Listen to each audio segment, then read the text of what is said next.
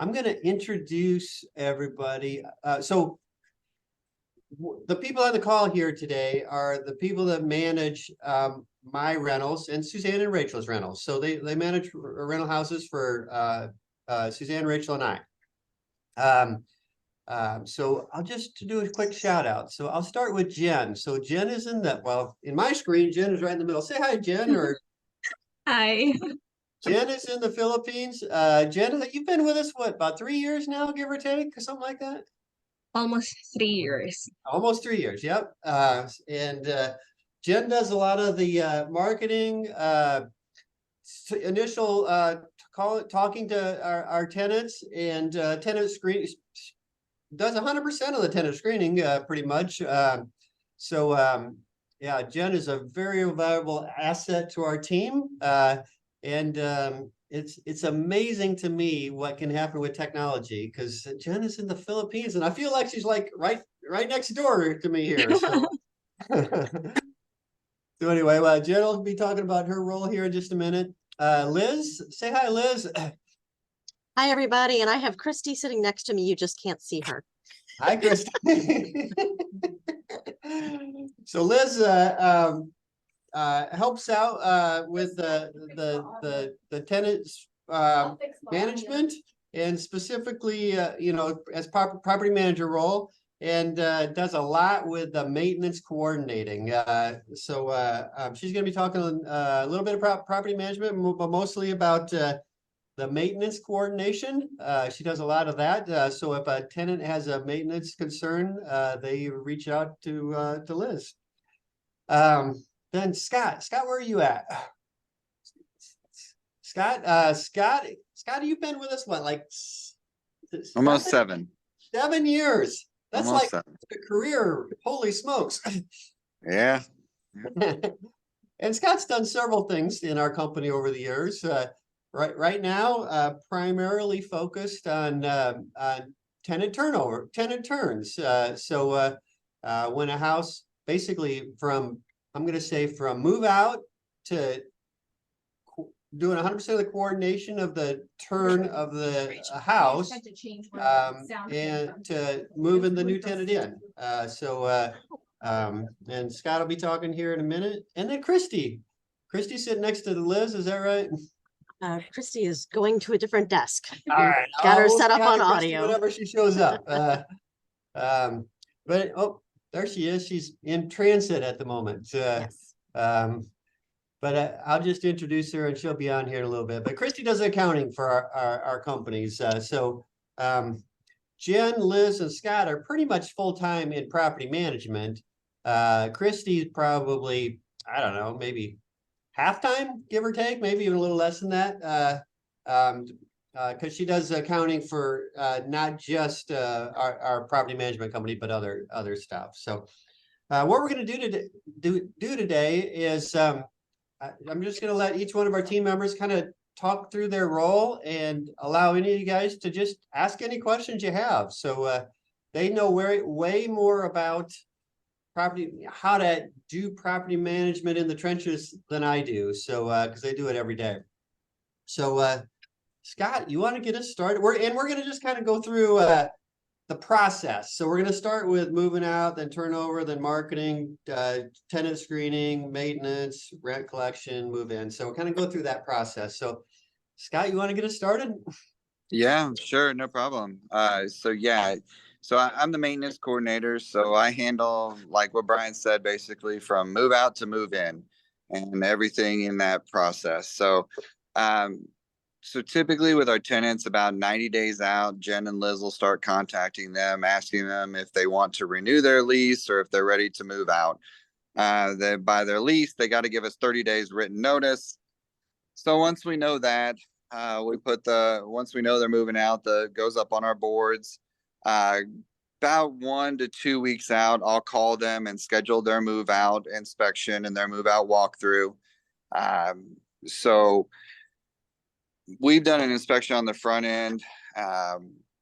So I'll go back, review that inspection, meet the tenant for their move out at the house, and we will walk the whole house together. And I'm just looking for any damages that's happened while the tenant's been there. I always do it with them in person, just to make, unless they, there's some tenants that bail on you and leave the keys on the countertop, but most want to be there because they want their deposit back. So I'll walk through, find any damages that I see, and let them know an estimate on what the cost would be to repair it. So for some things like blinds, we have typical prices for. So it's like $35 to install a new blind. Um, if we got to paint a room, usually it's $250 for that. And usually I can go through and give them at least a ballpark price. The most common things that we charge tenants for at move out would be removing trash and personal property that they leave. That is always by far and away the biggest one. And then cleaning. Usually there's always a cleaning charge. Sometimes it's just maybe just for the appliances. Sometimes it's for the entire house. But we're not looking for it to be professionally clean, just broom swept clean through the whole house. So once we've done that, walk through the house, I take possession of the house back. They sign over possession back to us, give me the keys, and then I take it from there. So at that point, we use a program called Z Inspector.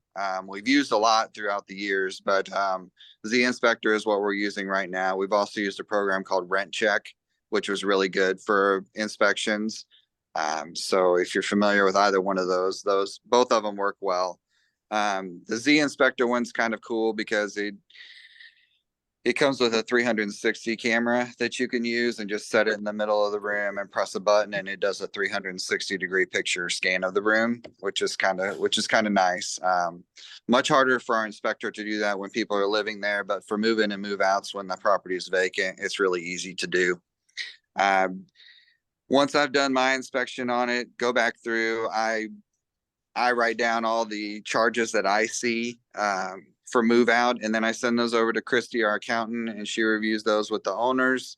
And then that gets finalized, and we have 30 days by law to get them back their deposit if there is any. Then once that's done, I walk the house and I create a scope of work for whatever renovations that I see or any repairs that I see need to be done. And then I'll go back with the owner through the house typically. And then we talk about any kind of remodel, any updates that they want to do. And then once we have an agreed upon scope of work with Brian or Debbie, then we go back through and we start the rehab process. We have two kind of general contractors that we use that handle most of our turnovers. Honestly, most of our turnovers are under $15,000. Typically, some get a little bit larger than that, but usually those are when they need new HVAC system or the house needs new siding. But for the most part, they stay under $15,000 on typical turnovers. And we try to get them done as quickly as possible. Once the rehab is done, then I handle all the occupancy inspections with the different municipalities. So I will schedule the occupancy inspection. I always meet the inspector at the property when we're doing the occupancy inspection so I can pin them down on exactly what they want done.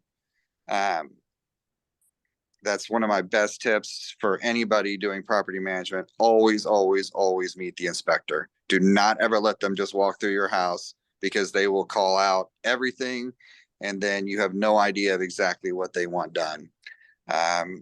And then once that process, the occupancy inspection, once the first occupancy inspection is done, that's our trigger for us to put it on the market for rent. It won't pass final by then, but then I can give Jen and Liz a good time estimate as to when I think the final inspection will be done. All the work will be completed and they'll be ready for move in. And then from then on, it goes over to Liz and to Jen to start the marketing. Depending on the house, if it's just a standard, typical turnover, we already either have marketing pictures or I just take pictures with my phone for marketing. If it is a nicer rehab though, one that is in that $15,000 range where we've updated kitchens, baths, flooring, things like that, then we do have professional pictures done. And we just had those done on a couple of houses and they ran anywhere from $250 to $300 for those and worth every penny. They are night and day better than my iPhone pictures. But then from then that goes over to them to market, and that's really when they take over. So I'll let them talk now for a little bit. Great update, Scott. Hey, feel free to jump in and ask any questions while we're going through. If anybody has any specific questions, or throw them in the chat, and we'll just kind of ask them along the way. But if anybody's got any quick questions for Scott, we'll take it. Otherwise, we'll move it over to Jen. Hey, All Brian, right. I have a question if I can ask. Okay, go ahead, Mike. How did this team that you have come together? Did you find a piece at a time, or were they already working together in these capacities? Or? No, we've just brought them in a piece at a time over the years. I mean, we've been managing houses for 20 years now. So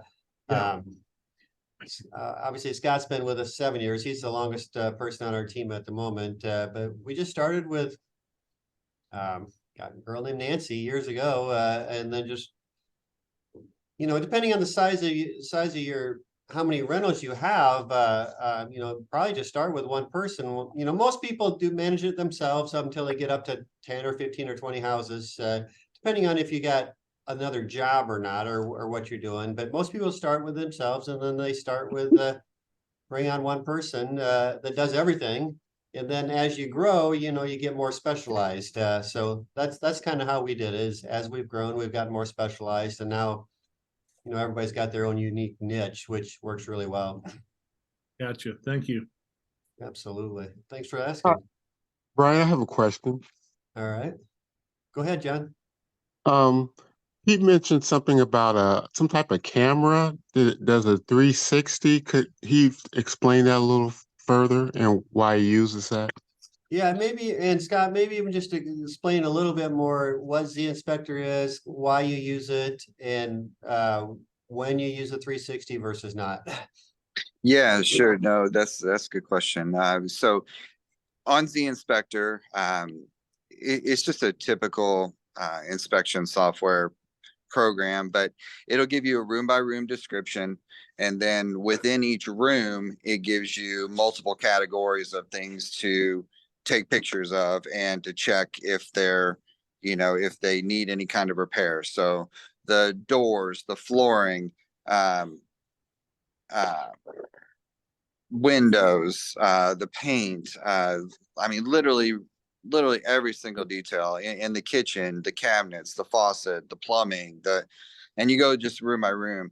So the 360 camera is just sits on it's exactly the same thing like what, you know, the professional pictures takers do to give you a 360 view of a room. So it just sits on a stand, right? You just put it right in the middle of the room. You get it set up in the program, step out of the room, press a button, and it literally just spins around 360 degrees to take an overall view of the room. And why it's helpful or why we do it is just it's speed. It's so much faster doing that picture than taking individual pictures of every single little thing, because the move in and move out inspections specifically are very, very detailed as you'd want them to be. Thank you. Great question. And Let's is that move on. camera through Z Inspector, or did you buy that separately, but you use Z Inspector? Say that again. I'm sorry. Is that camera, did you buy that through Z Inspector, or is that just what you, okay, Yes. Yep, got it. Perfect. Great questions. Let's move on to Jen, and then we'll take questions again. Jen, take it away. We're excited for you to do this. I'm sure you're gonna get a ton of questions here. Okay, so again, my name is Jen, so please bear with me. I'm working remotely, so I'm in the Philippines. So I am one of the property manager for Greater STL Rentals. I handle day-to-day property management such as tenant screening, tenant management, utility and mow management, lease renewals, and I also handle marketing of the property. So for marketing, after I receive a go signal from Scott, which is our maintenance director, that our property is ready to market. So Liz and I will talk about it. She will help me with the marketing description, and then I will complete all the necessary custom fields in rent buying, such as the rent amount, the security deposit, the lockbox code, what appliances that's in the property that we are marketing. And we have to make sure that we know the occupancy load of each property. And then after all of those custom fields and description is set, so I will activate it using Rentvine, and then we will import it to Tenant Turner. So Tenant Turner is our software for our marketing, for our listing. It is very helpful because you can see how many viewings we already have for that property. And we also receive the feedbacks that we are getting, the feedback about the house, about touring the property, if they have some suggestion or question about a property. So after we receive that feedback, we will call them and assist them on what they need in that specific property.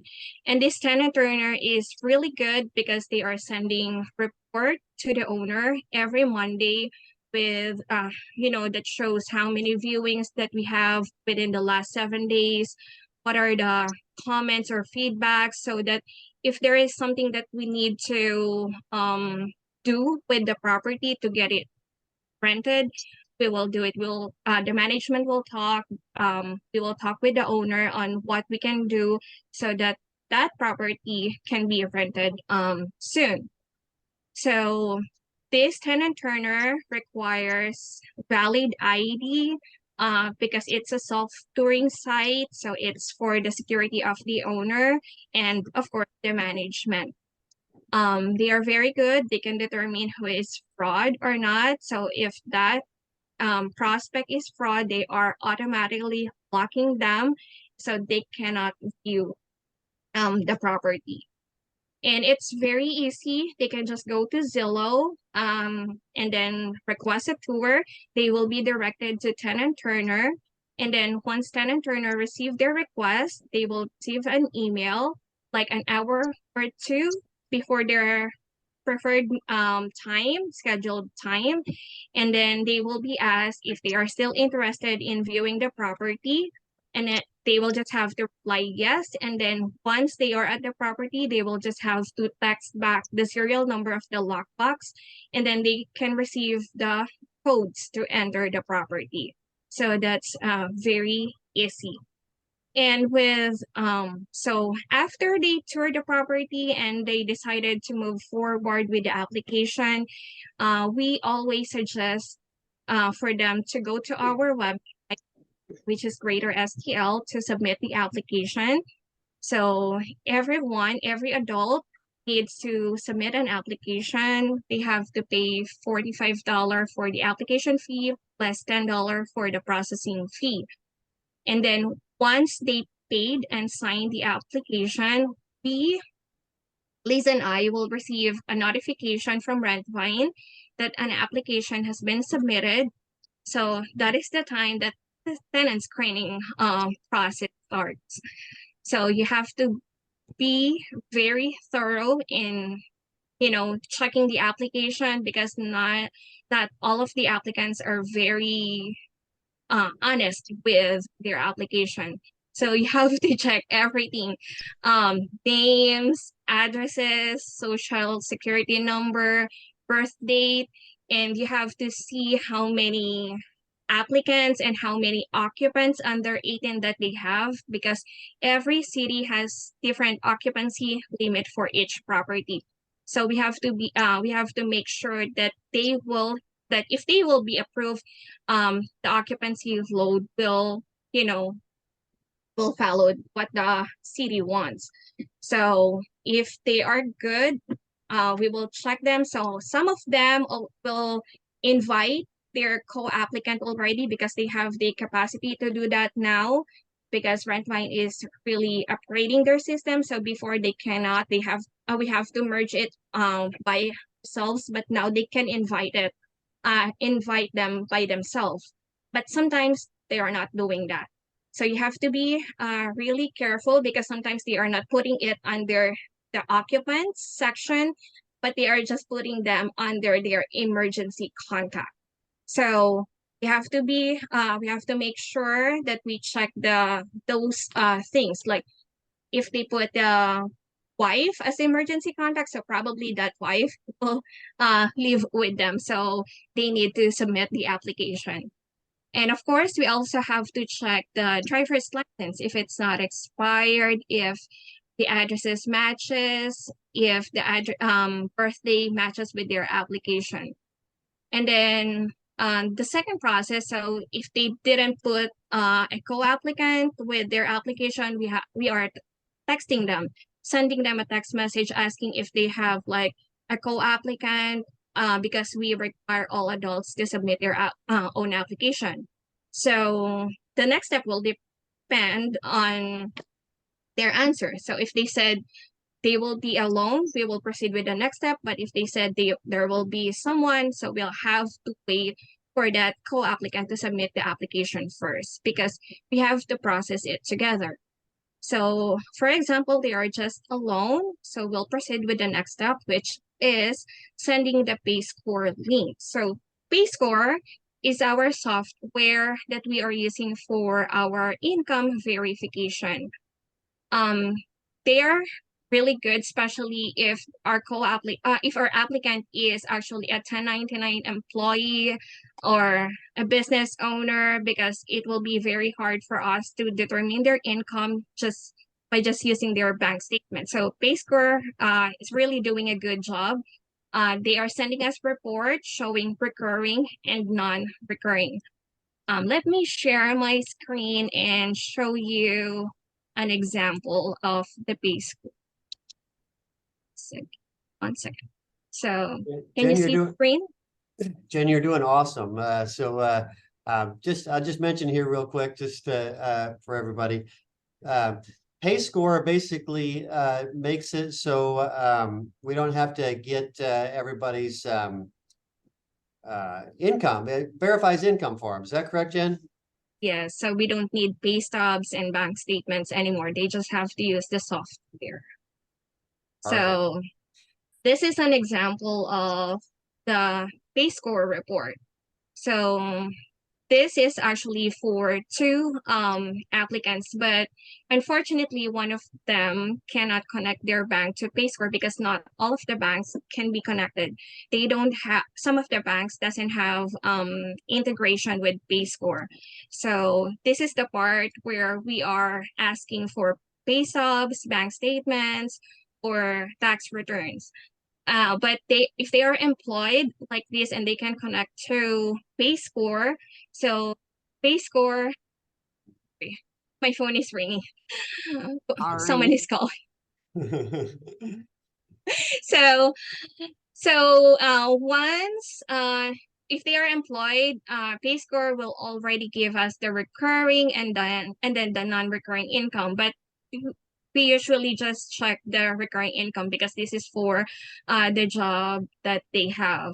So as you can see here, this is one of the things that we are checking with their income report, if they have the money on hand right now.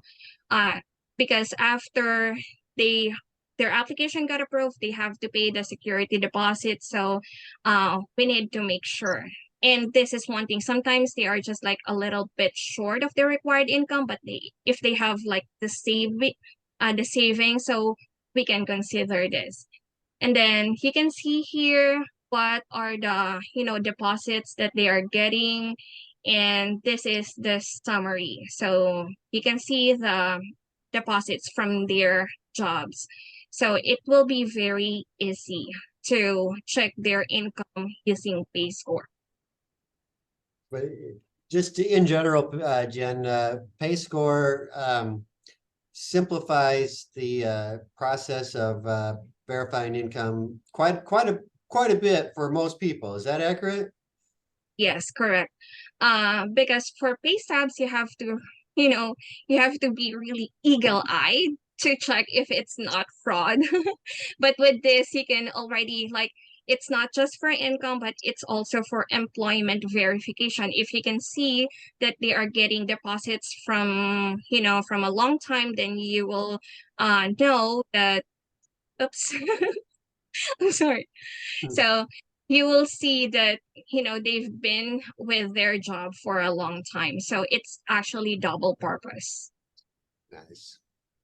So if their income will qualify, we will move on with the next step. But if their income is not, so we are actually stopping from that and we will deny them.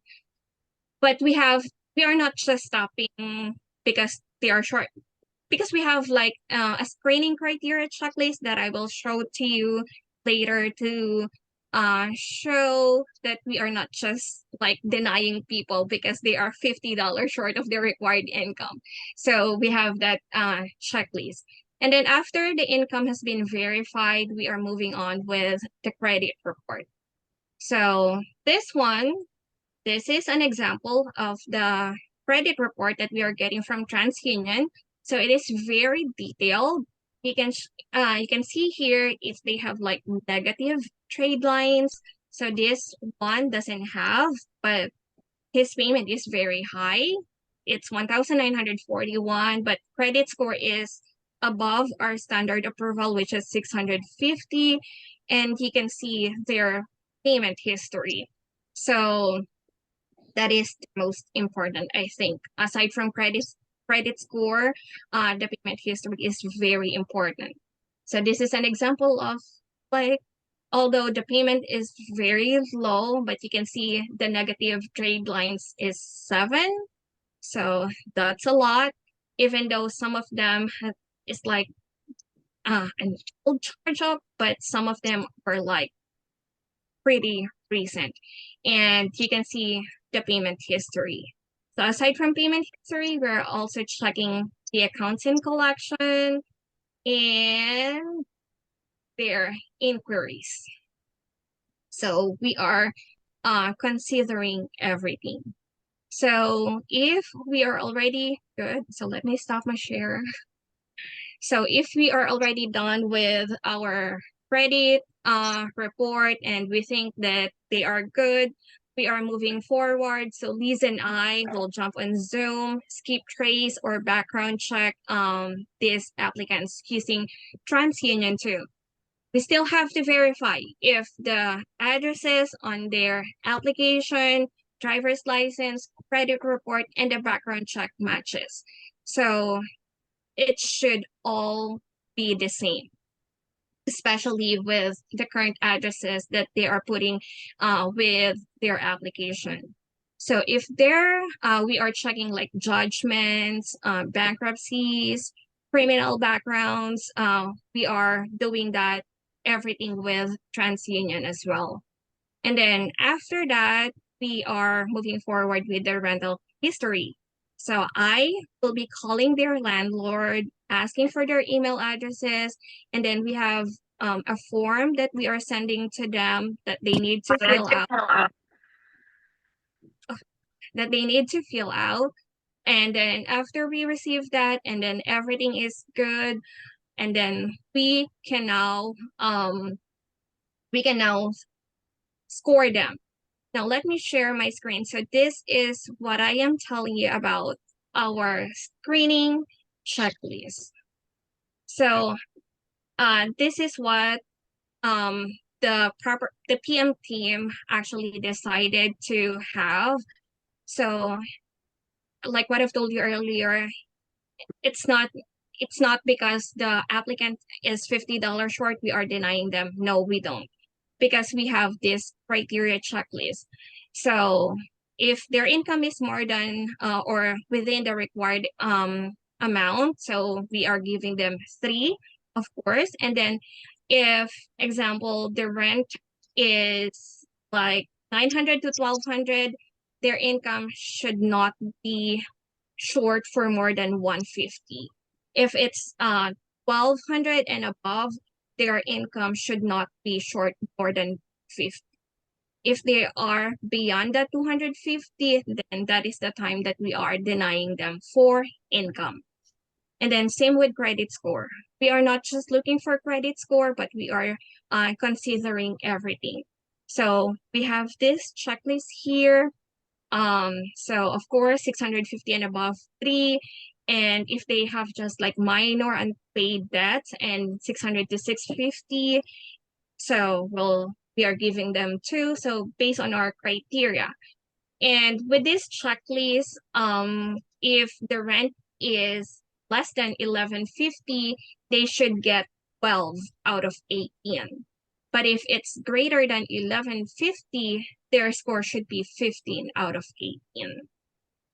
So if they are approved, Liz and I will decide, or sometimes we ask Debbie for her opinion, and then after we decide that they are good, then that is the time that one of us will call the applicant to tell them that they're approved. So that is So, our tenant Jen- screening process. Hey, And Jen, that was, can you oh, tell go ahead, the Scott. different category areas? Yeah, that's what I was gonna say. So what are so we're scoring 1 to 3 on 6 different categories, right? Yes. And so just go over the 6 categories real quick. Okay.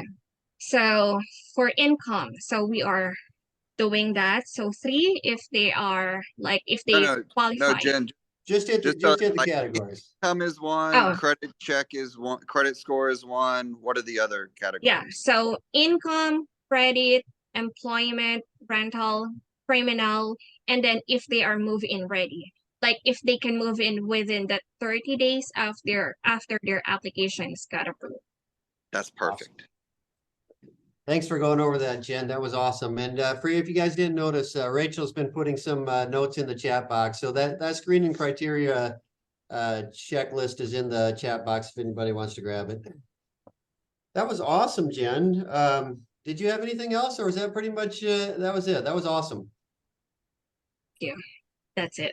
Awesome. Anybody got any questions for Jen real quick before we move on?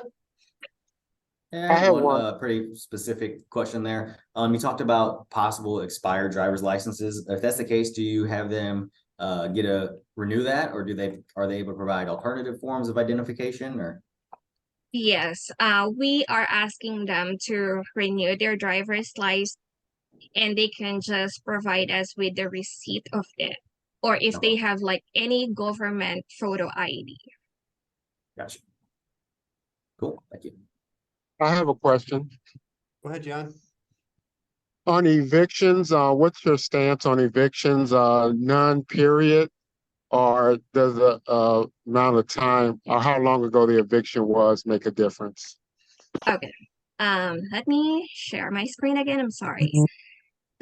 So this one, so under rental history. So for eviction here, if it's less than 4, or greater than 4 or less than 7, we are giving them 2.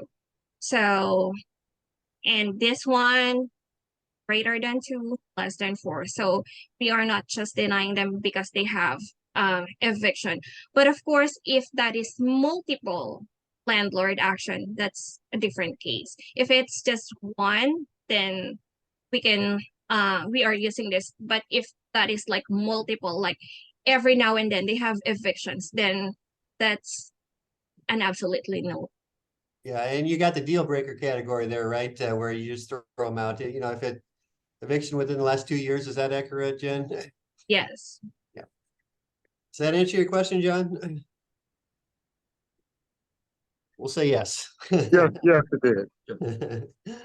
Very good. Let's move on to Liz. I want to make sure we get to everybody. So Liz, thank you, Jen. That was awesome. Liz, take it away. Hi, Go guys. ahead. My name is Liz Hackbarth. I'm a property manager and maintenance coordinator for Greater STL Rentals. I've been here a little bit over a year. Today, I'm just going to focus on our maintenance coordination. So we utilize a site called Property Meld. So bear with me 1 second. I'll pull that up so you can take a peek at it. So this is Property Meld. Can everybody see that? Nope. Is it showing? No. It's not showing. Okay, so Zoom's gonna give me trouble today. How about now? There you There How's you go. that? There Yeah. we go. Okay, so when a tenant can log into their tenant portal, they can create a work order should they have an issue. They can do that on their phone, tablet, or computer. It's very user friendly. There's an app that they can actually just download on their phone. And then they can also do it web-based. They just have required fields that they can fill in, and it sends an alert to our office. I'll get that by email. Once I get that, I go here. And as you can see right here, it shows unassigned.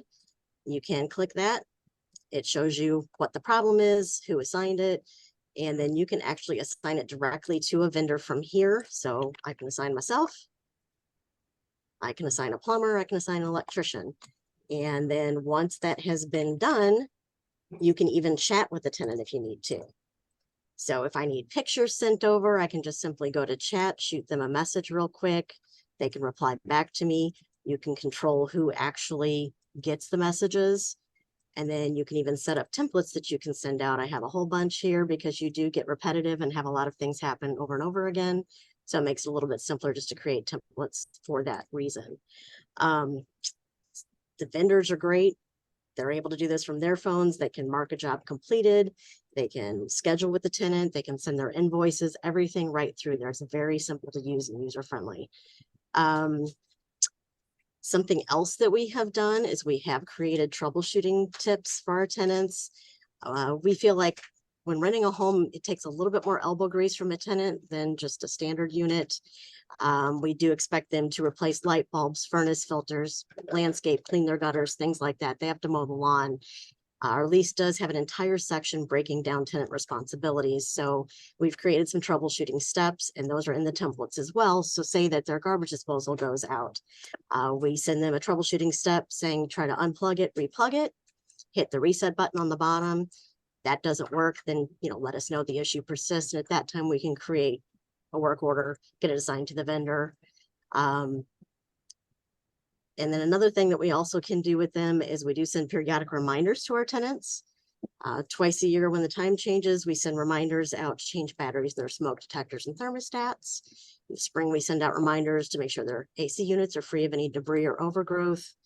In the fall, clean your gutters, know where your main water shutoff is.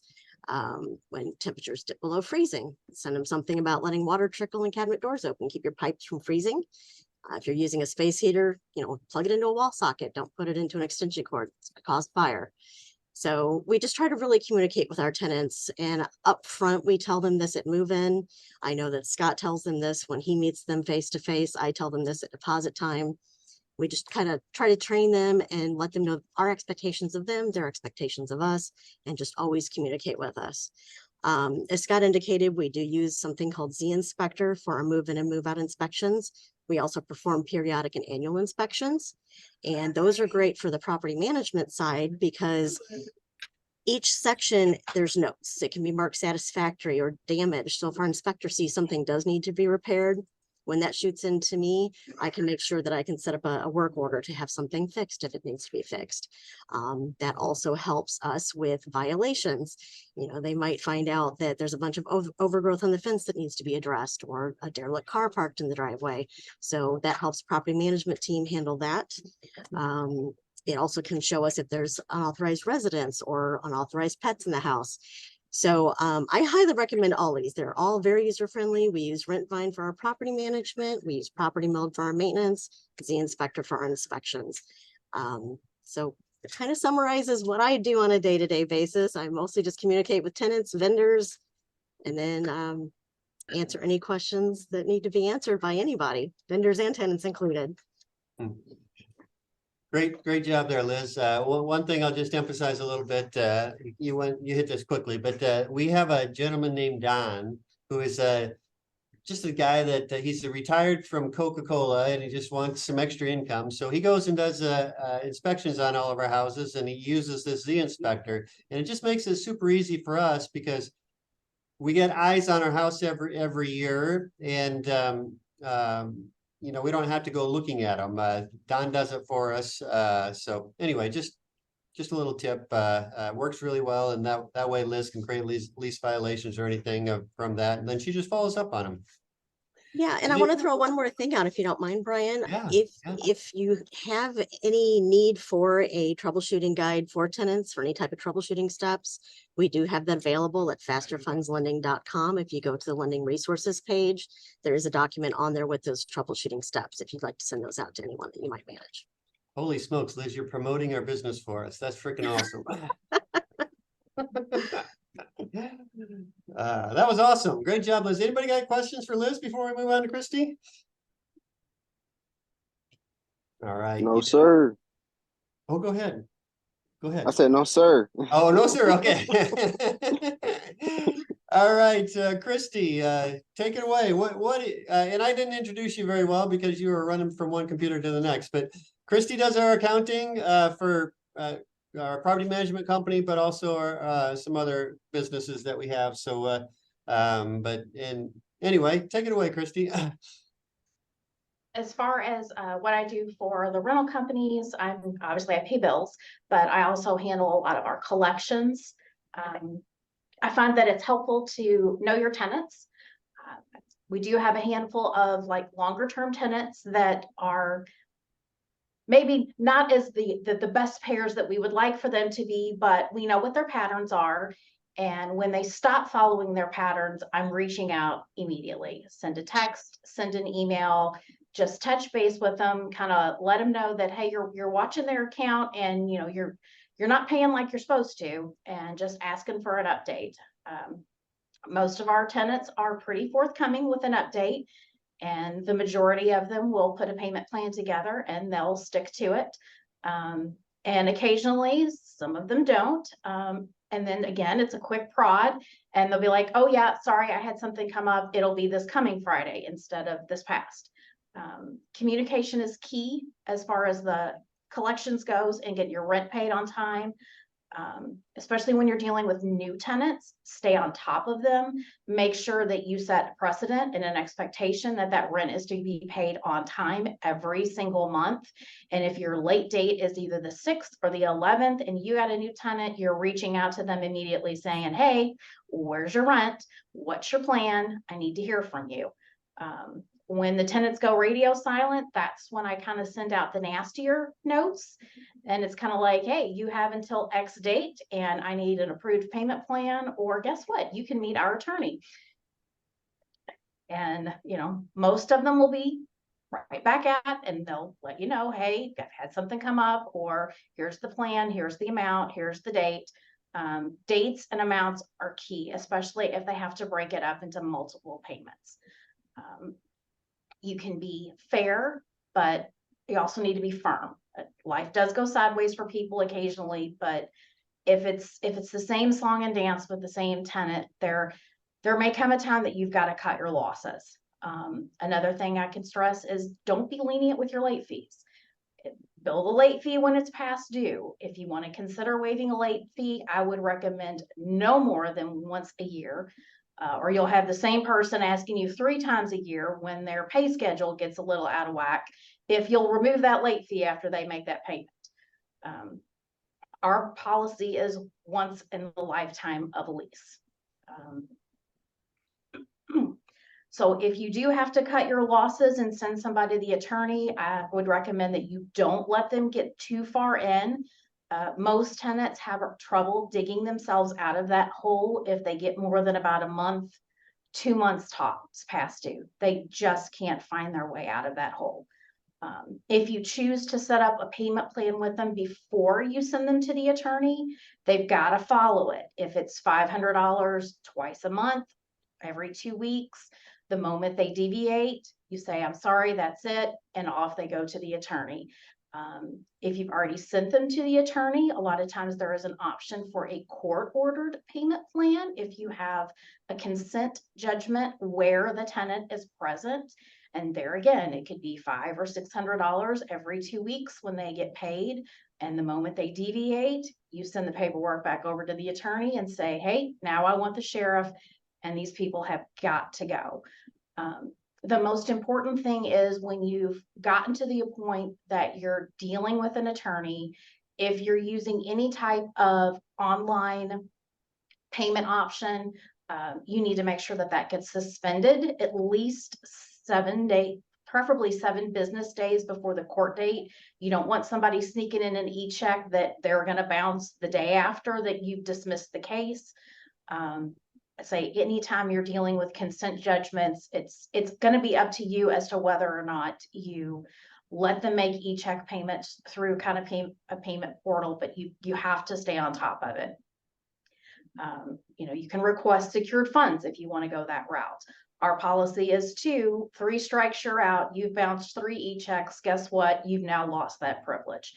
So you can either provide secure funds or you're going to have to pay with a credit card, and our service charges you 4% if you have to pay with a credit card. And I've had a few tenants that have had some issues and they've lost their e-check privileges. So do most people pay via e-check? Is that how most people pay, Christy? Most of our tenants do choose to pay via e-check. I have some long-term tenants that still like to write a paper check and mail it in. I do have a few tenants that like to mail in money orders, although we strongly discourage that.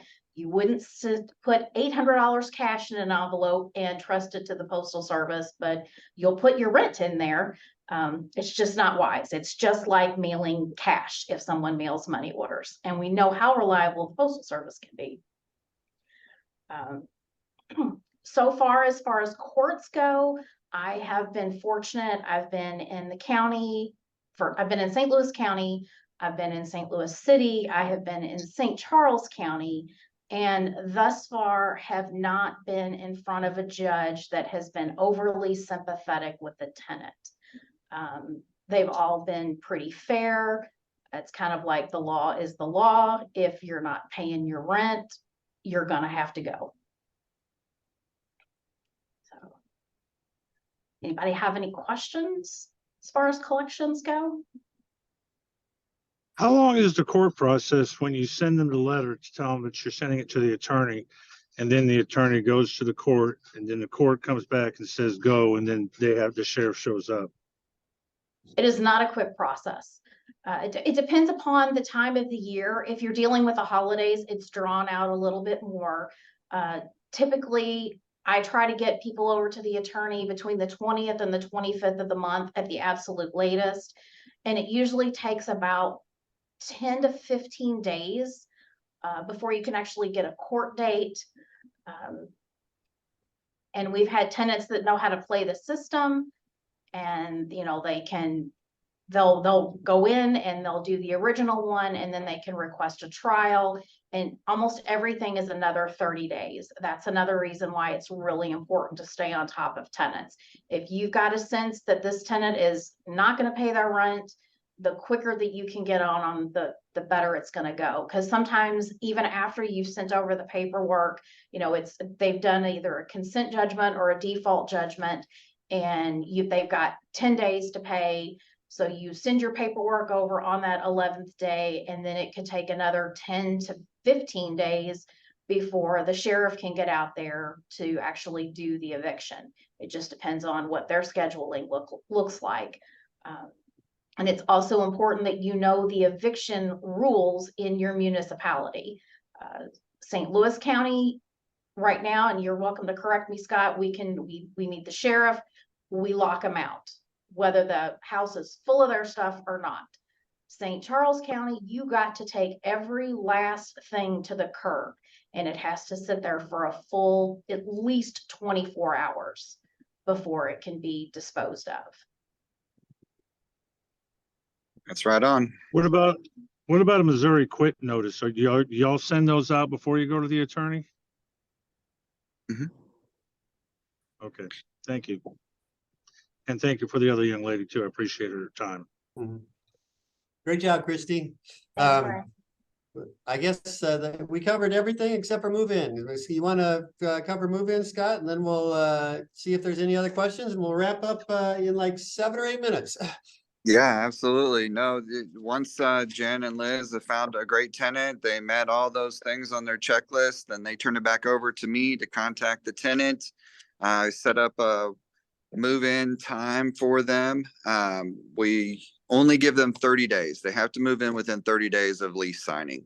So we get that set up with them, meet them at the house, get them the keys. I'll collect any money that's due and move in, whether it be deposit stuff, first month's rent, whatever they tell me to collect. We always get that in money order, cashier's check. We make them go through that process to get that, so we know that money is good right at move in. We don't take anybody's word on it. We don't take a check, and we don't even collect cash at that point. And then we'll walk the house together. We do the whole move-in inspection. We have them sign a possession form, taking possession of the property from the company, and they sign that exact same form, giving possession back to us once they move back out. And then that's it. Then they live there and they don't see Don for another 6 months at their first inspection. We do inspections 6 months, 12 months, and then if they renew, then those go to every 12 months. But one question I thought that was really good. Somebody asked about building this team and how long it took or whatever.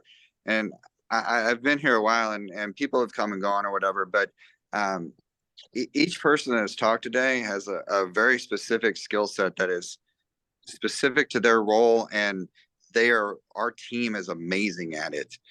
Jen and Liz are not only great dealing with tenants and customer service, but they love doing the investigation part of going through that tenant screening. And you have to have that person. If they don't love doing that stuff, they're not going to be good at figuring out who is the right tenant for you.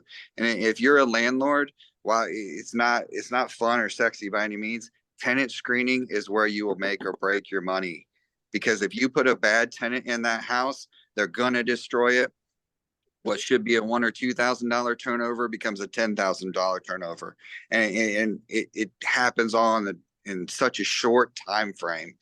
And then Christy, she's awesome as an accountant, but she is a bulldog with collections, and she loves doing that. And you have to have that person that deals with those types of people. I mean, she's amazing at it, and it just doesn't fit everybody's personality to be able to do that. And and then in my job, you have to have a good construction knowledge. You have to have to be able to create those scopes of work. You have to know what things cost, and then my biggest thing is communicating with our vendors. Building that, we've worked hard to build a vendor team of great people over the years, and I am super loyal to those people, and they know that I'll have work for them. They know that they're going to get paid quickly. So being able to have that kind of mindset. I mean, I'm running around with my hair on fire most days because I got 3 different projects going or whatever, and you got to enjoy that part of it. So that is a really great question. And yeah, building that team like that and finding those people that fit those roles is really key to property management. Well said, Scott. That's really awesome. Thanks for sharing that. And you are an awesome piece of that team. So all you guys are. Thank you. Anybody? We got just a couple minutes. Anybody got any other questions? Hey, do you guys have any tips or tricks on how to collect the utility bills, the water, sewer, trash, or get the tenant, or if you have a tenant that's getting behind on those? I've had one where he's doing great. They're doing great on the rent. Haven't had one issue, but they got into a little trouble on those utilities. We got through it, but I didn't know if there was, a preferred way to do that. You want to take that, Christy, or? Depending upon the municipality, there's some of them that we bill the sewer and the trash is part of their rent. If it's in St. Louis County, we bill the sewer bill to the tenant. We don't let them pay that sewer bill, because if they don't pay that sewer bill, the lien's on your house, and Right. we don't want that. So we pay it, but then we charge it to the tenant. yes, we pay the bill, but then basically just post that exact same charge onto the tenant. Same way with the trash. There's several different municipalities that want the trash service in the landlord's name because they've run into issues with tenants that skip out on 3 months worth of trash service. And Right. same thing, we bill that to the tenant. Having utilities that are past due is actually a violation of our lease. And there are a few tenants that I kind of know their pattern, but if it's somebody new that I'm getting a past due notice on, then I pass it over to Liz and she sends them a nasty gram. And it's kind of like, hey, as a reminder, this is your financial responsibility. You have to keep these utilities on. Otherwise, you're in violation of your lease. And same thing too, if you happen to have either like a Section 8 or an ECAC tenant, this is a violation of their responsibility. So that's when you get involved with their caseworker. If they're not paying the utilities, that's an issue. So is that a separate standalone bill that you're sending them, or is that built into the rent? It's built into their rent. So when they go into their portal, they're going to see a charge for their rent. They're going to see a charge for their sewer bill, and then they're going to see a charge for trash if it's applicable to that municipality that they live in. Same thing, they'll charge pet fees. So it's just, it itemized it out, but then they can just make one lump payment. Gotcha. Another thing too to know, if you, depending on, where your tenant is vacating, if you're concerned that the utility is not going to be paid when they've moved out, say they're in Winsville, call the city. You should have that, access to that bill with the address, the account number. If you're getting a landlord copy, once that final bill is, it's finalized, I've gotten to where I just charge that directly to the tenant. I let them know, and it comes out of their security deposit. I'm not leaving that to chance, because City of Winsville is going to try to go after that tenant, but once they're in the wind, they're going to ask the money from you. Right. Okay, good deal. Thank you. I just found out I had an issue with a tenant, and they left a trash bill in Florissant. And they said now Florissant has it set up that all unpaid bills go back to the homeowner. So it doesn't matter who was there. So I hope everybody doesn't start doing that, but they're one of the municipalities that's now they're attaching it back to the house because a tenant's running out. And Florissant now is requiring any new rental that you have, when you're establishing trash service, it's got to be in the name of the landlord. They won't let you put it in the tenant's name anymore for that exact issue. You are correct, because the new tenant I was like, why does it have to be in my name? But I have that in a couple of other municipalities as well. It's in my business name. So we have to keep it like that. Yeah. We want to be paid, and so does the trash service. I got a question for you. Go ahead. So I'm Tristan. Just wondering, like, I don't know if we have a conversation about this off here or what, but I just was kind of curious about how do I get started with my second one? Say that again. Get started with what? With my second one. Your second My property? second property. Yes, sir. So you got one property now? Yes, sir. All right. What's holding you back from getting started with your second one? That's what I'm trying to figure out. Well, shit. So I don't know if it's a conversation that we maybe have a little later or something, Yeah, but I that's just was fine. kind of curious. Let's do it offline. Feel free to reach out, or we can talk at the club tomorrow if you come to the club. So, but yeah, it's probably a longer conversation that we can have right here, and especially when we're right at the end of the call. Hi, Okay, Tristan. well, I go to church with him. Hey. Yeah, hey, how you doing? I have a question.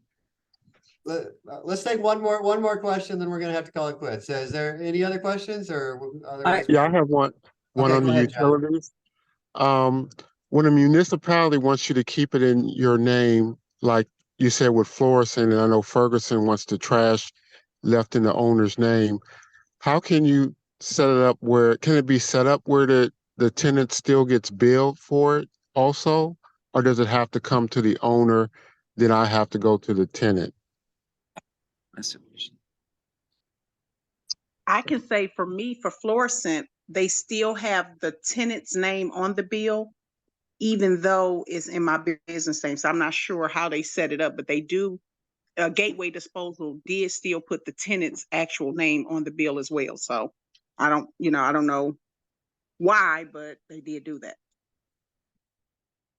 Christy, do you know, do any of our tenants get a duplicate bill or anything, or do they just come to us? it just comes to us. If the rates change and a tenant requests a copy of the bill, then I can send it over to them. Obviously, you know, redacted if need be, so that they can only see what they absolutely have to see. And then like with our software, I can't set anything up to bill either like quarterly, because a lot of times trash bills quarterly. So I just have it programmed in an Excel spreadsheet. I plug in a dollar amount, it splits it out by month, and then I just set up a monthly billing, and I just split it out when I do the billing. So I'll have one that'll say, you know, that it's the monthly MSD, another line item that will say it's the monthly trash service. So if the tenant's ever questioning the amount that they're being billed, you can just send them over a copy of the most recent bill that you've received. And it's just important that you stay on top of your billing. So even if your trash service changes just by, you know, $1 or so each quarter, you need to make sure that you're getting that billing adjustment for your tenant as quickly as possible. So just for clarification, all of your utilities get paid through you on your properties? No, not all of them. MSD for anybody that's in St. Louis County, definitely.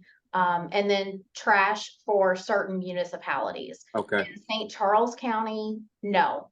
Most of the tenants are just paying rent. Okay. Thank you. All right, guys, let's. Do we have time for one super quick question? Yeah. Kevin has a question, and he says he inherited a tenant. Today's the first day she's supposed to pay, and she requests 7 more days. It's the first time she owes. Christy, what would you do in that situation? Does he have any background on her at all? Kevin, do you have like a driver's license, signed lease, like all of that? No, nothing at all. She's month to month, super sweet lady. I talked to her on the 1st and explained that on the 15th rent's due, $900 a month. I told her we give her a 2-day grace period, standard 2-day grace period. It's $50 fee after 2 days, and then $15 a day after that. I also was planning on giving her a 60-day notice to get her through the holidays before we tell her we are going to go with another route with this property. We're going to rehab it, turn it into a midterm rental. So the plan was initially get her out of the property after the holidays, but then now she's already telling me she's going to be 7 days late and doesn't want to pay any kind of late fees. Well, I would absolutely bill the late fees just the way that it's stated in her lease. Once you post that notice, you're probably not going to get a drop more rent, just from history. So, I mean, if you wanted to give her the 7 days, when did you plan to post on the house? As soon as she paid rent, I was going to give her the 2-month notice. So now I'm like, I guess I should just wait a couple days and see if she actually pays rent. What day was she telling? So she asked for 7 more days as of today. Yeah. So today she's supposed to be due to pay. I talked to her 2 days ago. She said she'd pay today. Then this morning she just told me she needs another 7 days. You could give her until close of business next Wednesday, and then, I mean, of course, then your Thanksgiving, but then I'd post on her at least by Friday morning, and then make sure you follow all the rules on the posting. Yeah, Kevin, that's good. what I was going to ask you. Are you ready to rehab that property now or within 30 days? Yeah, I want to start right away on it, but I talked to the previous landlord and she was real sweet. She goes, "This lady's never been late on payment. She's been there for 4 years. Can you at least give her till after the holidays before you kick her out?" And I was like, "Yeah, as long as she's paying rent." And then right away, she's going to be a week late. So Yeah. I mean, even if you post today, she wouldn't be out until December 31st. So I wouldn't wait to post it. Just if that's your intention, just post it. I mean, you know, people always wait for the holidays and everything, but there's always stuff that comes up. There's deaths in the family. There's always stuff that comes up, and there's never a good time to do it. You might as well just, and if she's already late, it's not a good sign. So I just pull the trigger.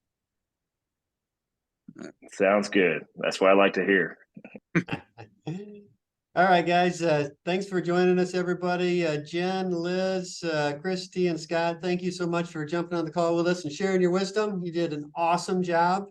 And everybody else, hey, we are gonna skip the no mentorship call next week, just because Thanksgiving, day before Thanksgiving and stuff, we're gonna skip out. So we'll see you guys in 2 weeks. But don't forget about the Buyers Club tomorrow night. So Yeah. if you make it, we'd love to see you last Buyers Club of the year. Yeah, come on out to the club tomorrow night. Thanks for reminding me there, Suzanne. All right, see you guys. All right, thanks, everybody. All right, thanks. See you. Thanks all.